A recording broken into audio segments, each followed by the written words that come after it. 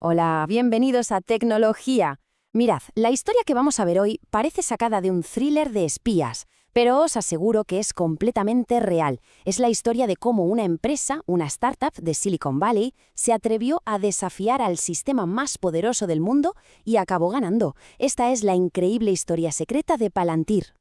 Para entender todo esto, tenemos que viajar en el tiempo. Vámonos a 2003. El mundo, claro, todavía estaba en shock por los atentados del 11S. Se respiraba una atmósfera de miedo, de incertidumbre, y había un clamor popular por más seguridad, a cualquier precio. Y fue justo ahí, en ese caldo de cultivo, donde nació una idea totalmente radical.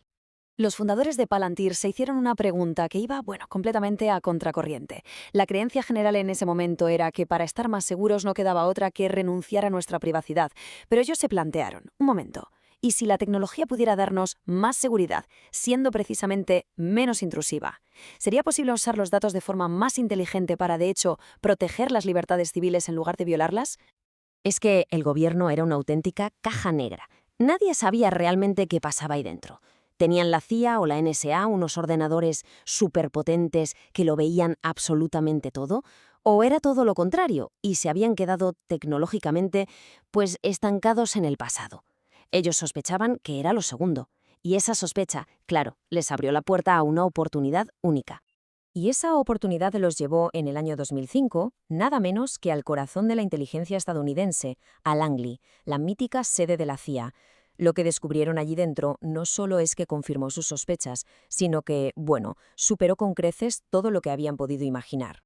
Fijaos en este detalle que cuenta el propio Peter Thiel. Al entrar en la CIA, las puertas tenían unos escáneres oculares de altísima tecnología, vamos, como en las películas de Misión Imposible. El problema, que estaban todos desconectados, ninguno funcionaba. Era pura fachada, un teatro de seguridad que en realidad ocultaba algo mucho menos impresionante. Pero no fue solo eso. Es que en la tienda de regalos de la propia agencia, muchos de los recuerdos estaban fabricados en China. Eran pequeños detalles, sí, pero todos juntos pintaban un cuadro bastante revelador. El sistema no era ese gigante tecnológico todopoderoso que todo el mundo pensaba.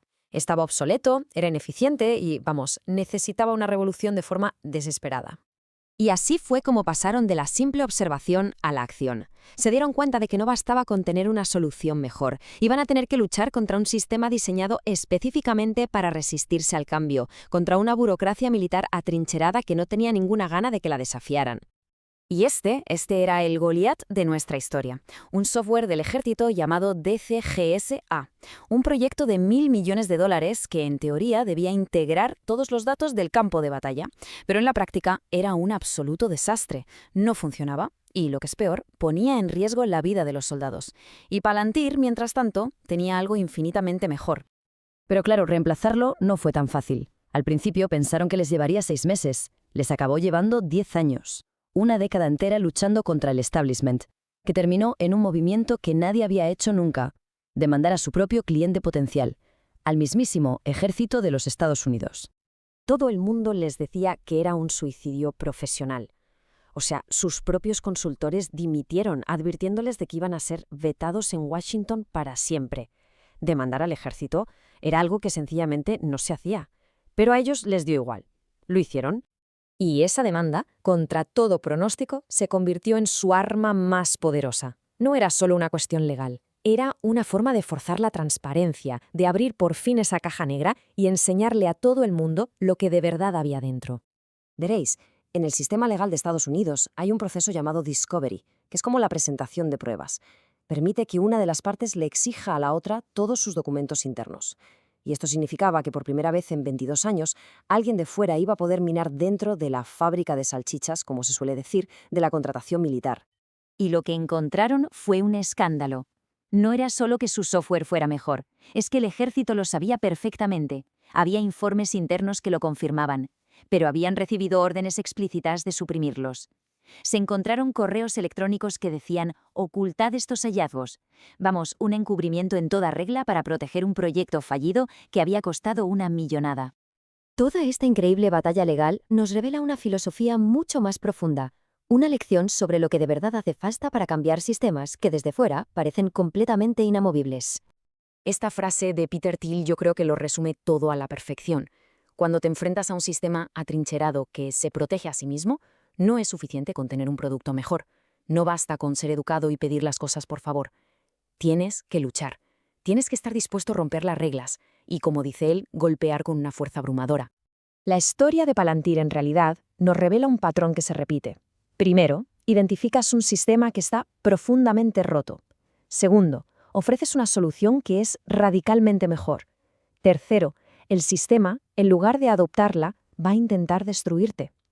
Y cuarto, para sobrevivir y al final triunfar, tienes que estar dispuesto a una lucha sin cuartel. Y ojo, que este patrón no es exclusivo de Palantir. Pensemos por un momento en SpaceX. Ellos también tuvieron que demandar al gobierno para poder romper el monopolio que tenían los viejos contratistas de defensa en los lanzamientos de cohetes. Demostraron que sus cohetes eran más baratos, que eran reutilizables, pero aún así tuvieron que pelear en los tribunales para conseguir un contrato.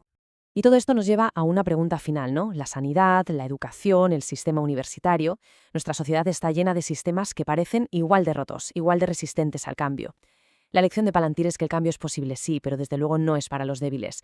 Requiere una convicción y una voluntad de lucha que muy pocos tienen. La pregunta es, ¿quién será el próximo en atreverse? Si te ha gustado este análisis, no te olvides de suscribirte y activar las notificaciones para no perderte los próximos. Déjame un me gusta y sobre todo cuéntame en los comentarios qué parte de toda esta historia te ha sorprendido más. Nos vemos en el siguiente.